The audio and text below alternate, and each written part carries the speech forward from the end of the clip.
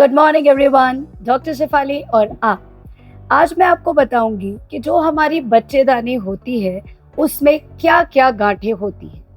बहुत ही कॉमन है। आप अल्ट्रासाउंड कराते हैं, फिर आप हताश निराश अपने गायनेकोलॉजिस्ट के पास जाते हैं कि अरे मेरे तो यूट्रस में गांठें हैं, और हम लग जाते हैं आपको समझाने कि एक एज के बाद में तो ये गांठें या फाइब्रॉइड्स बहुत कॉमन होता है। अगर आपके बच्चा नहीं है, आप बहुत यंग एज में हो, तो थोड़ा सा चिंताजनक है यूट्रस में फाइब्रॉइड्स होना। फाइब्रॉइड का मतलब है, आप ऐसा समझिए कि पत्थर की गांठ, जो मैं हमेशा अपने पेशेंट को भी आम भाषा में समझाती हूँ। क्योंकि हमारे हार्मोन इम्बैलेंस होते हैं, ईस्ट्रोजन प्रोजेस्टेरॉन बैलेंस में ही नहीं रहते, साइकिल इरेगुलर होती है थोड़ी बहुत, तो हमारे यूट्रस में कैल्शियम डिपॉजिट होके हार्मोनल इम्बैलेंस की वजह से पथरीली गांठें हो जाती हैं, जिन्हें हम कहते हैं फाइब्रॉइड्स। ये बच्चेदानी के अंदर, मतलब उसकी वॉल के अंदर, बच्चेदानी के बाहर फूल की तरह निकलती हुई, या बच्चेदानी के अंदर की जो कैविटी होती है उसमें लटकी हुई होती है। तो ये तीन तरह की होती है: इंट्राम्यूरल, सबसिरोजल, सबम्यूकोजल। सबम्यूकोजल मतलब बच्चेदानी के अंदर की जो कैविटी, जिसमें बच्चा लगता है, जिसमें हमारी मासिक धर्म का जो ब्लड इकट्ठा होता है, लेयर्स बनती हैं। कई बार उधर ये गांठ होती है, कई बार बच्चेदानी की जो मोटाई होती है, दीवार होती है, उसके अंदर होती है, तो इसे इंट्राम्यूरल कहते हैं। सबसिरोजल होती है, जैसे कि फूल की तरह, वो बच्चेदानी के सरफेस के ऊपर होती है। तीनों के सिम्टम्स अलग होते हैं। सबसे पहले बात करूंगी एज की। अगर आप नली पैरा है, आपके बच्चा नहीं है, अनमैरिड है, यंग एज है, बच्चा अभी चाहिए, तो फाइब्रॉइड्स का ट्रीटमेंट हमें बहुत सतर्कता पूर्वक करना पड़ता है।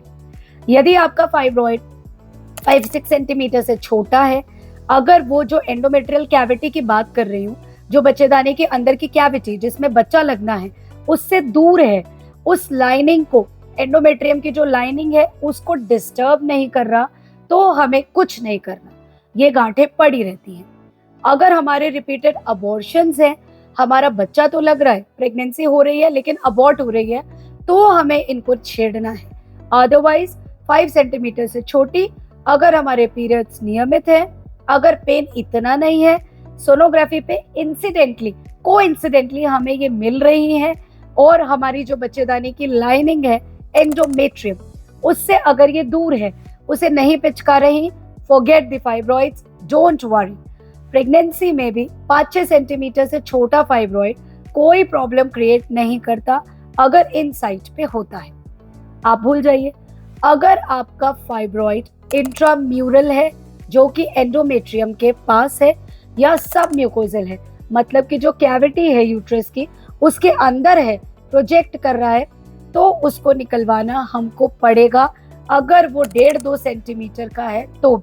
अगर सबम्यूकोजल फाइब्रॉइड, मतलब यूट्रस की कैविटी का फाइब्रॉइड छोटा सा है, मटर के दाने जितना भी, तो भी उसे निकलवाना है, क्योंकि वो आपको पीरियड्स हेवी लाएगा, इनफर्टिलिटी कराएगा या अबॉर्शन कराएगा।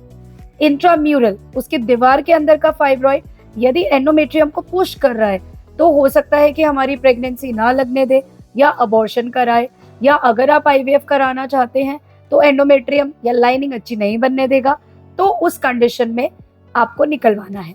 अगर वो दूर है, 4-5 सेंटीमीटर का है, तो भूल जाइए। अब आती है बात, जब हमारी फैमिली कंप्लीट है, हमें एज है 35 प्लस, या हमको प्रेगनेंसी नहीं चाहिए, तो आपको 5-6 सेंटीमीटर का फाइब्रॉइड भी, यदि वो इंट्राम्यूरल है, आपकी लेयर को पिचका रहा है, तो भी कोई बात नहीं, क्योंकि हमें प्रेगनेंसी चाहिए ही नहीं।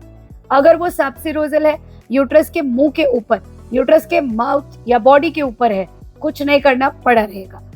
अगर वो सबम्यूकोजल है, मतलब कैविटी के अंदर है, और 3-4 सेंटीमीटर का भी है, और आपको बच्चा नहीं भी चाहिए, तो भी एक पैनिक होता है कि वो ब्लीडिंग बहुत कराता है, आपको मीनोरेजिया बहुत रहता है, तो उसके लिए आपको उसको निकलवाना पड़ेगा। अगर आप 35, 40, 45 से कम एज के हैं, तो नॉर्मली हम ये सजेस्ट करते हैं कि आप दूरबीन से हिस्ट्रोस्कोपिकली उसको निकलवा लीजिए, बच्चेदानी मत निकलवाइए। अगर यही फाइब्रॉइड बहुत बड़े हैं, 5-6 सेंटीमीटर से बड़े हो गए हैं, इंट्राम्यूरल है, सबसिरोजल है, चाहे सबम्यूकोजल है, आपको उनकी वजह से अत्यधिक ब्लीडिंग है, मतलब आपको 5-7 दिन से ज्यादा ब्लीडिंग रहती है, हर 15-20 दिन में ब्लीडिंग वापस हो जाती है, पीरियड्स के टाइम पे भयंकर पेन रहता है, आपका खून बढ़ ही नहीं रहा, हेमोग्लोबिन उसकी वजह से गिरता ही जा रहा है, या आपको पेशाब बार बार आ रहा है क्योंकि वो गांठें पेशाब की थैली को पिचका रही हैं, या आपको बार बार लूज मोशंस लग रहे हैं,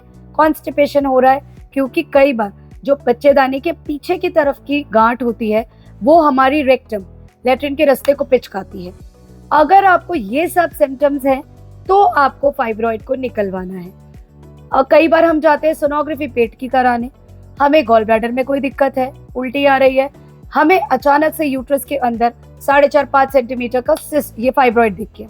अब आप हो जाते हैं पैनिक, आप धमाधम आते हैं गायनी के पास कि मैडम हमारी तो बच्चेदानी में गांठ है, पेशेंट रोना चालू कर देता है लिटरली। तो हमें उसको इतनी शांति से समझाना पड़ता है कि आपको इससे कोई सिम्टम नहीं है, आपको पीरियड्स रेगुलर है, हल्का फुल्का दर्द है जो हर औरत को होता है, नॉर्मल से थोड़ी ज्यादा ब्लीडिंग है जो सबको होती है, हार्मोन की वजह से भी हो सकती है, इसके अलावा यूरिन की कोई समस्या नहीं, जो मोशन है वो भी आराम से आ रहा है, आपको नीचे हैवीनेस या पेट दर्द नहीं है, तो ये आपको कोई सिम्टम नहीं दे रही। ये पथरीली गांठें उम्र के साथ में बच्चेदानी में आएंगी, आप उन्हें भूल जाइए, लेकिन इनका फॉलो अप 6-6, 7-7 महीने से आप कराते रहिए, अपना अल्ट्रासाउंड कराते रहिए। किसी भी वक्त अगर आपको लगे कि असहनीय दर्द नीचे पेडू में है, ब्लीडिंग ज्यादा हो गई है, तो आप अपना अल्ट्रासाउंड पहले भी करा सकते हैं कि कहीं ये गांठ बढ़ तो नहीं गई। लेकिन यदि ये गांठ 6-7 सेंटीमीटर से बड़ी है और अगर आपको कोई सिम्टम नहीं, आपको ब्लीडिंग रेगुलर है, आपको ज्यादा पेन नहीं है, कोई सिम्टम नहीं है, तो भी 6-7 सेंटीमीटर से बड़ा यदि फाइब्रॉइड है या मल्टीपल फाइब्रॉइड्स है, 2-4 से भी ज्यादा जो 6-6, 7-7 सेंटीमीटर से बड़े हैं, तो प्रेफरेबली आपको अपना यूट्रस निकलवा लेना चाहिए अगर आप 45 के ऊपर हैं। और अगर आप 40-45 की रेंज के हैं, आपको अभी यूट्रस नहीं निकलवाना, तो आप मायोमेक्टमी मतलब ये गांठें भी निकलवा सकते हैं। तो इस तरह से अगर आपकी सोनोग्राफी में फाइब्रॉइड आता है, आप पैनिक मत कीजिए, आप ये वीडियो देखिए, अपनी गांठों को समझिए, क्योंकि जिस तरह से एजिंग होती है, हमारे घुटने घसते हैं, स्किन पे रिंकल्स आते हैं, फ्रेकल्स आते हैं, मस्से आते हैं, उसी तरह से बच्चेदानी के ये मस्से हैं, आप समझिए। ये धीरे धीरे फाइब्रॉइड छोटे मोटे 1-2 सेंटीमीटर 3-4 सेंटीमीटर आएंगे। अगर ये बड़े हैं, अगर ये सिम्टम ला रहे हैं, तो आपको इनको निकलवाना है या बच्चेदानी निकलवानी है, otherwise stay cool with fibroids. अब एक इम्पॉर्टेंट बात आती है कि अगर फाइब्रॉइड प्रेगनेंसी के टाइम पे पता चले तो आप फिर पैनिक हो जाते हैं कि अब क्या होगा। जब मैं लाइव आती हूँ, जब क्वेश्चंस आते हैं, मैक्सिमम क्वेश्चंस आते हैं कि मैम प्रेग्नेंट है, फाइब्रॉइड है, अब क्या होगा।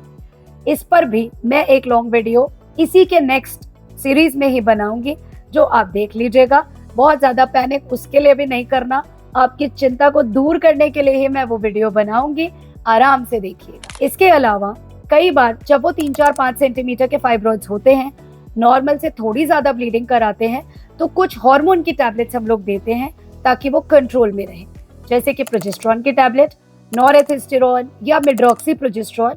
ये कॉमन सॉल्ट्स है जो आपका डॉक्टर आपको देता है।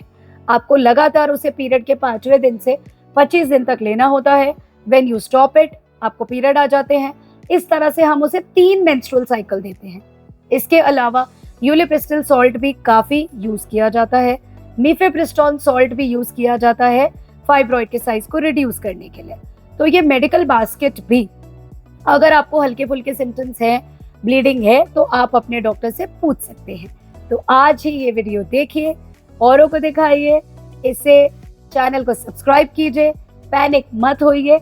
कोई भी प्रॉब्लम हो कमेंट सेक्शन में डालिए, मैं उस पर वीडियो और बना दूंगी। So stay healthy, stay positive. उम्र के साथ में जो भी बॉडी में चेंजेस आ रहे हैं, उन्हें पॉजिटिवली एक्सेप्ट कीजिए। अगर सिम्टम्स हैं, बड़ी भी है fibroid, why to worry about, निकलवा लीजिए।